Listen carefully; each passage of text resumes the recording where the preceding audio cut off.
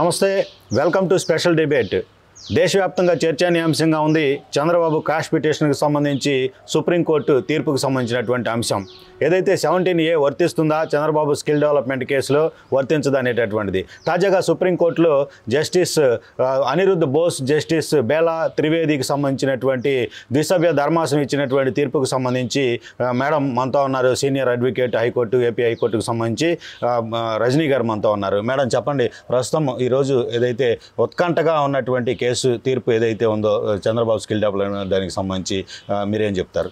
నమస్తే అండి. ముఖ్యంగా ఏదైతే సుప్రీంకోర్టు అత్యున్నత న్యాయస్థానం అంతిమ తీర్పుగా పరిగణింపబడినటువంటి కోర్టులో జరుగుతున్నటువంటి కేసు ఏదైతే ఉందో సెక్షన్ 17 సబ్ క్లాజ్ ఏ అవినీతి నిరోధక చట్టపు సవరణని గౌరవించకుండా గుర్తించకుండా చట్టం ప్రభుత్వం అంటే సిఐడి అండర్ కంట్రోల్ కానీ ఇంకోటని కానీ ఏదైనా పరిభాష ప్రభుత్వం చేపిస్తున్న కుట్రకోణ చర్య అనుకుంటున్నాం కాబట్టి దాన్ని ఏ రకంగా పరిగణించినప్పటికీ చట్టానికి అతీతంగా పోయారు అనేసి. సో ఈ 17 సబ్ క్లాజ్ ఏ వల్ల జరగాల్సినటువంటి ఏదైతే సవరణను అనుసరించకుండా చేసినటువంటి పని వల్ల జరగాల్సిన నష్టం జరిగిపోయింది. బాబు గారు 53 రోజులు జైల్లో ఉన్నారు. అదే రకంగా ఎన్నో మార్లు సుప్రీంకోర్టు మెట్లెక్కిన న్యాయం దొరకలేదేమో అన్నటువంటి పరిస్థితితో ఇబ్బందికర పరిస్థితుల్లో ఉన్నటువంటి రాష్ట్ర ప్రజలు. ఇప్పుడు కొత్తగా వచ్చేది ఏం లేదండి. 17 సబ్ క్లాజ్ ఏ గురించి మనం ఆలోచించాల్సిన అవసరం లేదు. నాకు తెలిసి ఈ చట్టపు సవరణ అనేది చట్టం దృష్టిలో అందరం సమానులే అని భావించి వదిలేస్తే అవినీతి ముద్ర వేసి ఆరోపణలు వేసి ఆధారాలు చూపించకుండా వదిలేసినటువంటి ఈ రాష్ట్ర ప్రభుత్వానికి చావు దెబ్బ కొట్టాలి అంటే 17 సబ్ క్లాజ్ ఏ కేసు ఏదైతే ఓడిపోతే బాగుంటుందండి. ఎందుకంటే మనం ఎప్పుడైతే కేసు ఓడిపోతామో గెలిచినట్టుగానే ఉంటుంది ప్రభుత్వానికి, కానీ గెలిచినట్టు కాదండి. తాడేపల్లి ప్యాలెస్లో ఏసీలో కూడా చెమట్లు పట్టే పరిస్థితి. చంద్రబాబుది అయిపోయింది రే 52 రోజులు 53 రోజులు జైల్లో ఉన్నాడు, బయటకు వస్తాడు. 2 నెలల్లో ఎలక్షన్ అయిపోయింది అనుకో, 2-3 నెలల్లో నెక్స్ట్ మనమే. ఈ చోట కర్మ ఈ చోటేనండి. ఎవరు తీసుకున్న గోతులో వాళ్ళే పడతారు. సో ఇసుక ఫ్రీగా ఇవ్వడం వల్లే నష్టం జరిగింది అనుకుంటే నువ్వు నవరత్నాలు ఫ్రీగా ఇస్తున్నావు, నీ పులివెందుల బాబు సొమ్ము ఇస్తున్నావా, నీ అత్తగారు ఇచ్చిన కట్నం ఇస్తున్నావా? ఫ్రీగానేగా. సో 9 రత్నాలకి 9 కేసులు ఏమ్మా. సో ఇక స్కిల్ డెవలప్మెంట్లో స్కామ్ అంటావు. 3,300 కోట్లతో వేసినటువంటి ఈ ప్రాజెక్టులో సిమెన్స్ కంపెనీ కానీ డిజైన్ టెక్ కానీ అందరూ కూర్చొని డిసైడ్ అయినది. ఇది జర్మన్ కంపెనీ, మన బాబు సొమ్ము కాదు ఇది. ఇది పక్క బజార్లోదో పక్క రాష్ట్రంలో అంటే ఏదోటి చెప్తే వింటారు. ఇది దేశవ్యాప్తంగా సంచలనమైనటువంటి ఒక పెద్ద అత్యున్నత వ్యవస్థలో ఒక సంస్థతో మనం డి అంటే ఢీ కొంటూ ఆ ప్రాజెక్ట్ని రాష్ట్రానికి తీసుకురావడం అంటే చిన్న విషయం కాదు. గుజరాత్లో ఒక అధ్యయన శాఖ పెట్టి ద్వారా అధ్యయనం చేసి ఎన్ని కాలేజీలకు ఇచ్చారు, ఎంత ప్రాజెక్టు, ఎన్ని కోట్లు అవుతుంది, ఎన్ని క్లస్టర్స్ కావాలి, అంత పూర్తి అధ్యయనం చేసి రాష్ట్రానికి తీసుకొచ్చారు. 3,300 కోట్లతో ఉండే ప్రాజెక్టులో 90% సిమెన్స్ డిజైన్ టెక్ భరించేలాగా, 10% రాష్ట్ర గవర్నమెంట్ ఇచ్చేలాగా. దానికి కూడా ఆ జర్మన్ కంపెనీ ఏమైందంటే 10% మీరు ముందే పెట్టమనింది. అంటే మనం ఇచ్చే 10% ముందు ఇస్తే వాడు 90% పెట్టి ఇది రాష్ట్రంలోకి తీసుకొస్తాడు. తద్వారా 2016 నవంబర్ నుంచి సిమెన్స్ కంపెనీ ఆంధ్ర రాష్ట్రంలో అడిగించి 6 క్లస్టర్స్లో ఒక్కొక్క క్లస్టర్కి 559 కోట్లు ఖర్చులాగా టోటల్గా 3,359 కోట్లు లేక పైచులకు. సో ఇంత పెద్ద ప్రాజెక్ట్ని మెయిన్ ఉండాల్సింది పివి రమేష్ గారు చెప్పింది అజయ్ కల్లం గారు, ప్రేమచంద్రారెడ్డి గారట. వీళ్ళిద్దరు పైల్వాన్ల అండర్ కంట్రోల్లో ఉంది. అసలు నేను చెప్పింది వినకుండా వాళ్ళిద్దరే డిసైడ్ చేశారని. ఎవరు వాళ్ళిద్దరూ? గౌరవ జగన్మోహన్ రెడ్డి గారి చెంచాలు గిరెట్లు. అవతలోడు కేవలం ముఖ్యమంత్రి పదవిలో లేడు, కానీ ముఖ్యమంత్రి పదవి కింద ఉన్న చెంచాలు గిరెటల్ని చిల్లరేసో డబ్బులతోనో భయపెట్టో ప్రలోభ పెట్టో మొత్తాన్ని కొనేసాడు. సో అందుకనే నారాసురు రక్త చేత అంటాడు, అవినీతి రారాజు అంటాడు. ఏందిరా ఇంత నమ్మకంగా మాట్లాడుతున్నాడు? బాబు గారు అలా చేసేవాళ్ళు కాదు కదా. అయినా ఏంటిది అంటే కింద ఉన్న వాళ్ళతో దొంగ సంతకాలు పెట్టించి ఇదంతా చంద్రబాబు గారి ఆధ్వర్యంలో జరుగుతున్నట్టు, చంద్రబాబు గారే చేస్తున్నట్టు. సో ఇటువంటి ఆరోపణలు ఎదుర్కొంటున్నప్పుడు ఏదైతే 10% గవర్నమెంట్ పెడతానన్న 10% 339 కోట్లు అండి, 3300 కోట్లలో పన్నులు ట్యాక్సులు అంతా కలిపి 370 కోట్లు. ఈ 370 కోట్లు సిమెన్స్ కంపెనీకి డిజైన్ టెక్కి ఇవ్వకుండా ఏదో దొంగ షెల్ కంపెనీలు ప్రవేశపెట్టి ఆ షెల్ కంపెనీలకు ఇచ్చినట్టుగా ఇచ్చి మళ్ళీ వెనక్కి తీసుకున్నాడు. ఎలా ఇచ్చాడమ్మా? ఆధారాలు చూపించు. ఎలా వెనక్కి తీసుకున్నాడు? ఇంకొక ఆధారాలు చూపించు. అంటే ముందుగానే అరెస్ట్ చేసి ఆధారాలు పుట్టిస్తానన్న దౌర్భాగ్యం ఆంధ్ర రాష్ట్రంలో ప్రత్యేకంగా ఈ కేసుకే దక్కింది. లోపలేసి తర్వాత ఆధారాలు తెస్తారన్నాడండి. సిఐడి ఆధ్వర్యంలో జైల్లో బాబు గారితో భేటీ అయ్యి బాబు గారిని క్వశ్చన్లు అడుగుతాడు. అంటే బాబు గారు చెప్పిన ఆన్సర్లు రాకుండా నువ్వు ఎంక్వైరీ చేసుకొస్తావా? నువ్వు బయట ఏం చేసావు? ఆధారాలు తీసుకొచ్చేసారు సార్, ఈ మర్డర్ కేసులో ఒకడు ముద్దాయిని తెచ్చినప్పుడు వాడేనా నీకేమని తెలుసు అంటే అన్ని ఆధారాలు పట్టుకొస్తావు. నువ్వు పట్టుకొస్తేనే వాడు లోపలేస్తావు, నువ్వు చెప్పినట్టు లోపలేరు. అట్లాంటిది ఆధారాలు మేము తీసుకొస్తాం, మా దగ్గర ఉంది అవి ఇవి అని చెప్పి కోర్టుకి ఒక్క ఆధారం చూపించలేదండి. సిఐడి అంటే వాడు బాబు గడు సొమ్ము కాబట్టి మభ్య పెట్టేస్తాడు, కోర్టుకు చూపించాలిగా, ఒక్క ఆధారాలు చూపించలేదండి. ఈ రోజుకి ఆధారాలు లేవండి. సో ఇటువంటి పరిస్థితుల్లో 370 కోట్ల స్కామ్ అంటే భువనేశ్వరం అనింది. నిజంగా మా హెరిటేజ్లో మాకు ఒకరోజు ఆదాయం, దాని గురించి బాబు గారు అలా చేసేవారు కాదు, నా క్యారెక్టర్ని గురించి నిరూపించుకోమన్నారు. నేను నందమూరి తారక రామారావు గారి బిడ్డని, నారా చంద్రబాబు నాయుడు గారి భార్యని, ఒక ముఖ్యమంత్రి కూతురిని, ఇంకో ముఖ్యమంత్రి భార్యని ఇన్ని చూశాను. ఏ రోజు బయటికి రాలేదు. నా మీద నిందలేశారు, బాబు గారిని ఏడిపించారు. సో రాష్ట్రానికి ఏంటి పరిస్థితి అని ఆ తల్లి భువనేశ్వరమ్మ రాజమండ్రి సెంట్రల్ జైలు పరిసర ప్రాంతాలు దాటి బయటికి రాలేదండి. ఈరోజు భర్త అరణ్యంలో ఉంటే భార్య కూడా అరణ్యంలో ఉన్నట్టుగా, అరణ్యంకి వెళ్లాల్సిందే అన్నట్టుగా పంటం బట్టి ఆ తల్లి రాజమండ్రి వీడి బాబు గారు లేందే రాకుండా అక్కడే ఉన్నారండి. అటువంటి ఆడబిడ్డ మీద నిందేసినటువంటి పర్వం కన్నీటి పర్వం అండి. ఆ తల్లి జైల్లో ఉన్నప్పుడు ఒక యాత్రలాగా బిగించేసింది, బాబు గారు బయటికి రావాలి అంటదేమో అనుకున్న, కాదంట, నిజం గెలవాలనట. అంటే నిజం గెలిచేది ఏంటమ్మా? బాబు గారు త్వరగా బయటికి రావాలి, ఆరోగ్యంగా ఉండాలని ఒక భార్యగా అనుకోవా? లేదండి, నిజం గెలవాలి. తప్పు చేస్తే ఆయనకైనా శిక్ష పడాలి. నిజం ఎక్కడుంటే అక్కడే గెలవాలి. అది నా భర్త పక్కన, రాష్ట్ర ప్రజల పక్కన, గౌరవ ముఖ్యమంత్రి పక్కన, ఎవరి పక్కనైనా కానీ అనింది. సో నిజం గెలవాలనే కాన్సెప్ట్తో ఆ తల్లి తిరుపతి వెళ్ళి వస్తుండగా రోజా అన్న మాటలు, ఇక జీవితాంతం జైల్లోనే ఉంటాడు చంద్రబాబు అంట.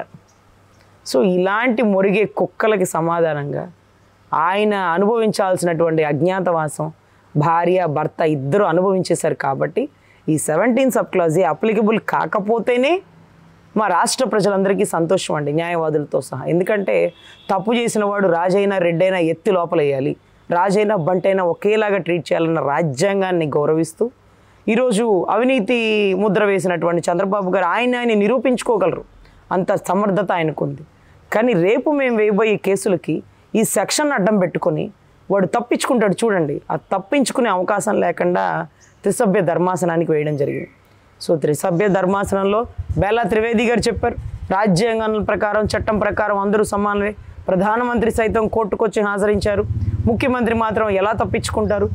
ఆధారాలు నిరూపితం అవ్వాలి, అప్పటి వరకు తగిన శిక్ష పడాలి అన్నారు. అదే కరెక్ట్ సార్.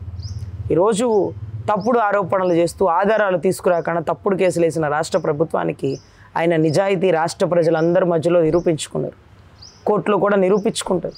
కానీ రేపు మేము వేయబోయే కేసులకి ఈ సెక్షన్ అడ్డం పెట్టుకొని బయటకు వెళ్ళిపోకుండా section 17 sub clause A Chandrababu గారికి అప్లికబుల్ కాకపోతే 100% ఖచ్చితంగా గౌరవ జగన్మోహన్ రెడ్డి గారు, ఆయన అలీబాబా అరడజన్ దొంగలందరూ జీవితాంతం ఉండేది రాజమండ్రి సెంట్రల్ జైలే. బహుశా బులుగులైంది, ఆయన లోపలికి రాడు కాబట్టి స్నేహ బ్లాక్ అంతా బులుగేపించుకొని అతి తొందరలో ఆయన అక్కడికి వెళ్ళబోతున్నారు. తీర్పు ఎలా వచ్చినా రాష్ట్ర ప్రజలందరం స్వాగతిస్తున్నాం. జరగాల్సిన నష్టం జరిగిపోయింది, ఏది చూడకూడదు అనుకున్నామో అదే చూస్తాం. ఖచ్చితంగా ఈ తీర్పు ఎలా వచ్చినా స్వాగతిస్తున్నాం. తప్పు చేసిన వాడు ముఖ్యమంత్రి పదవిలో ఉన్నా తప్పించుకోవడానికి వీల్లేదు.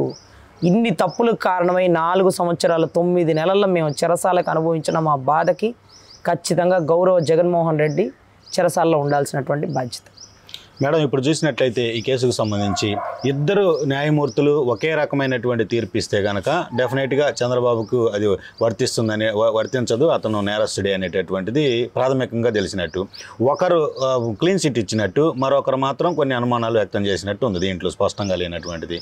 అంటే ఒకరు స్పష్టంగా ఎవరైతే అనిరుద్ధ్ బోస్ ఇచ్చినటువంటి తీర్పులో దీనికి సంబంధించి చంద్రబాబుకు ఏమాత్రం కూడా సంబంధం లేనట్టే, ఎందుకంటే క్వాష్కు ఆయనకు అనుకూలమైనటువంటి తీర్పే ఆయన ఇచ్చినట్టు కాబట్టి దీంట్లో చంద్రబాబు పైన ఆరోపణలు అవాస్తవం అని చెప్పుకోవచ్చు. సార్, ముఖ్యంగా గతంలో ఇదే యడ్యూరప్ప గారి కేసులో ముకుల్ రోహిత్ గారు వాదించినప్పుడు ఇద్దరు సుప్రీంకోర్టు జడ్జెస్ యాక్సెప్ట్ చేసినారు.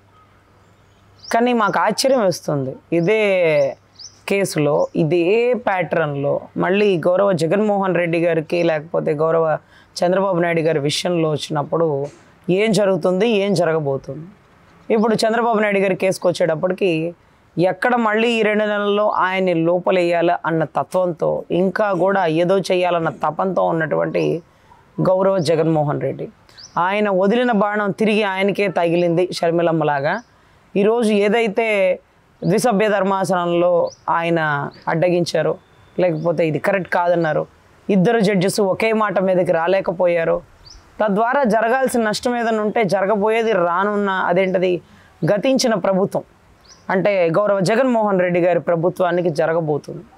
ఈరోజు యడ్యూరప్ప గారి కేసులో ఇద్దరు జడ్జెస్ ఒకటే అన్నారు, నిజమే కదా, ముఖ్యమంత్రిగా ఉన్నాడు, ముఖ్యమంత్రి టైంలో ఉన్నప్పుడు జరిగిన దానికి పాపం అతను ఎలా బాధ్యుడవుతాడు, కింద వ్యవస్థను అడగాలి అన్నారు. రాఫెల్ కుంభకోణానికి సంబంధించి కూడా అదే వైఖరి ఇచ్చింది మేడం. సో అదే వైఖరి ఇచ్చింది. మనందరికీ బాగా గుర్తుండిపోయే విషయం ఏంటంటే శ్రీలక్ష్మి గారిని అరెస్ట్ చేసిన పర్వం. శ్రీలక్ష్మి గారిని అరెస్ట్ చేసినప్పుడు రాజశేఖర రెడ్డి గారిని ఎందుకు అరెస్ట్ చేయలేదు?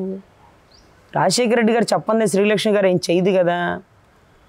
సో ఓబులాపురం మైన్స్లో ఆవిడకేమంత అత్యుత్సాహం, బతికుంటే రాజశేఖర రెడ్డి కూడా అవినీతి రారాజుగా చిత్రీకరించబోయేది.